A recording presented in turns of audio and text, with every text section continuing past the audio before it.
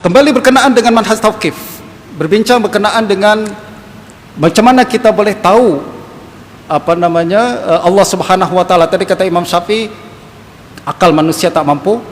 Asy'ari pun kata macam tu, kena tauqif, kembali Quran, Sunnah dan ijma'. Berkenaan dengan perbincangan tentang Allah dan sifat-sifatnya, tengok rujuk tuan-tuan ucapan Sultanul Ulama Izzuddin bin Abdul Salam dalam kitab dia Risalah Tauhid. Beliau mengatakan wa'tiqadul Asy'ari rahimahullah yastamilu ala ma dallat alaihi asma'ullahi tis'a wa tis'un.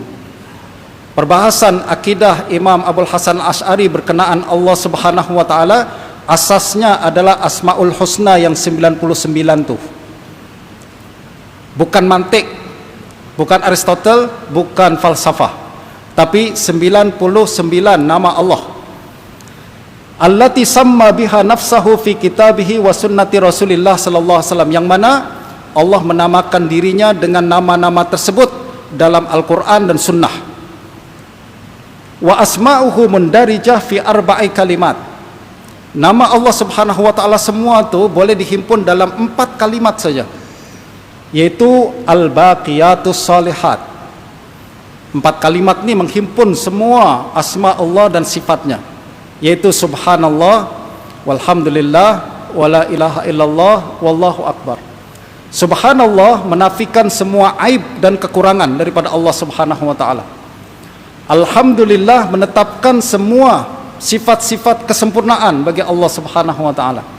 Allahu akbar mengiktiraf bahawa Allah jauh lebih tinggi daripada akal kita. Allah lebih besar, lebih tinggi, akal saya tak sampai.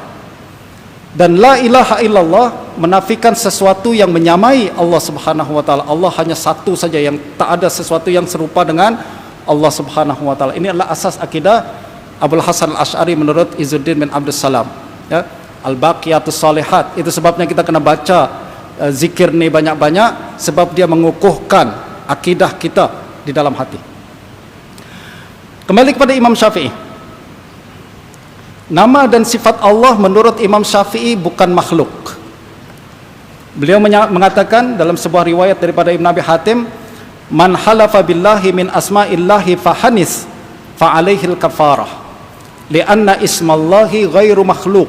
Siapa yang bersumpah menggunakan nama Allah, demi Allah, demi Ar-Rahman, demi Ar-Rahim, lalu dia melanggar sumpah tersebut, wajib bayar kafarah. Kenapa? Sebab dia bersumpah dengan nama Allah. Nama Allah mengandungi sifat Allah, betul tak? Dan sifat Allah, nama Allah bukan selain Allah, dia adalah Allah Subhanahu wa ta'ala. Justru siapa yang bersumpah dengan nama dan sifat-sifat Allah wajib bayar kafarah, sebab sumpah dia sah. Adapun orang yang bersumpah dengan waman halafa bil Ka'bah, ada yang bersumpah demi Ka'bah, dia langgar, tak wajib kafarah. Kenapa? Sebab sumpah dia tak sah. Ka'bah makhluk, itu sebabnya tidak sah. Ini adalah ucapan Imam Syafi'i. Dan Imam Asy'ari tuan-tuan sama juga, beliau menetapkan bahawa sifat dan nama Allah bukan makhluk. Dan perkara ini tuan-tuan boleh baca dalam kitab Risalatul Iman, yaitu satu risalah kecil karangan Imam Asy'ari, berbincang berkenaan dengan polemik sama ada iman makhluk atau bukan makhluk. Menurut Ibnu Kullab dan ahli nazar, iman makhluk. Menurut Imam Ahmad dan ahli hadis, iman bukan makhluk. Lalu Imam Asy'ari katakan, kalau dia sokong pandangan Imam Ahmad, dan beliau mengatakan bahawa iman sekiranya tidak dikaitkan kepada makhluk, maka dia bukan makhluk. Kalau iman kita, iman manusia tentulah makhluk, manusia makhluk kan, iman kita tentu makhluk. Akan tapi iman secara mutlak atau iman sebagai sifat Allah, maka dia bukan makhluk.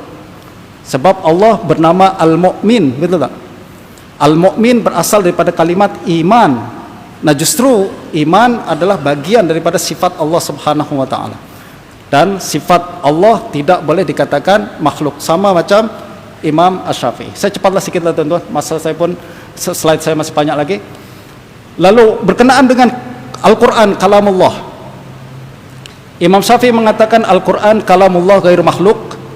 Tapi pada masa yang sama Imam Syafi'i mengatakan astahibbul qira'ah fit tawaf. wal qira'atu afdalu ma takallama bihil mar.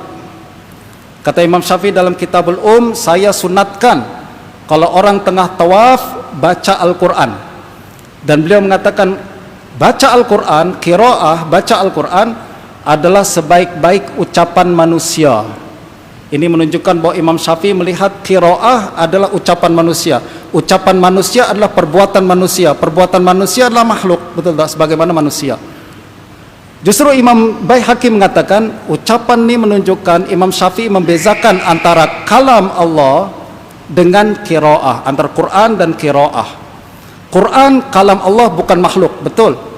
Tapi qira'ah, ucapan kita, tulisan kita, itulah perbuatan kita, maka dia makhluk, betul tak? Ini jelas disebutkan oleh Imam Asy-Syafi'i menurut Imam Baihaqi. Dan kalau tuan-tuan baca kitab Al-Asy'ari pun macam tu.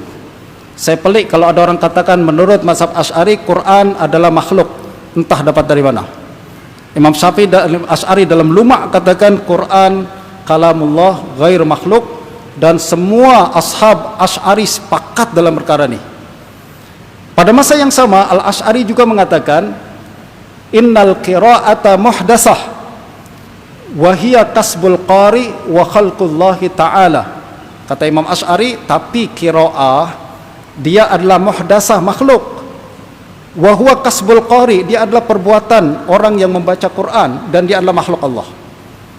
Sama tak dengan mazhab Syafi'i? Syafi'i sama. Imam Syafi'i kata macam tu, Asy'ari pun kata macam tu. Dan bincang tentang mihnah khalqil Quran tuan-tuan cukup panjang. Sebenarnya isu ni isu yang sangat halus. Tidak digalakkan orang awam dilibatkan dalam perkara ni. Orang awam susah nak bezakan Quran, qiraah dan lain sebagainya. Justru apabila pertama kali isu ni lahir di kalangan salaf, para ulama halang orang awam untuk ikut serta dalam perbahasan, dan mereka cuma katakan untuk orang awam cakap je Al-Quran kalamullah ghair makhluk, dah selesai. Sebab awak tak punya alat ataupun ilmu-ilmu yang mencukupi untuk membahas isu yang sangat halus ni. Dan justru selari dengan mazhab salaf sepatutnya adalah kita tak libatkan orang awam dalam perkara ni. Kalau nak bincang, bincanglah di kalangan pakar, jemputlah Ustaz Ihsan, Maulana Ihsan, Ustaz Tariq, bincang Maulana Hanafi juga, jemput dalam perbincangan secara tertutup bolehlah. Tapi orang awam dia tak faham. Justru jangan dilibatkan dalam perkara ini.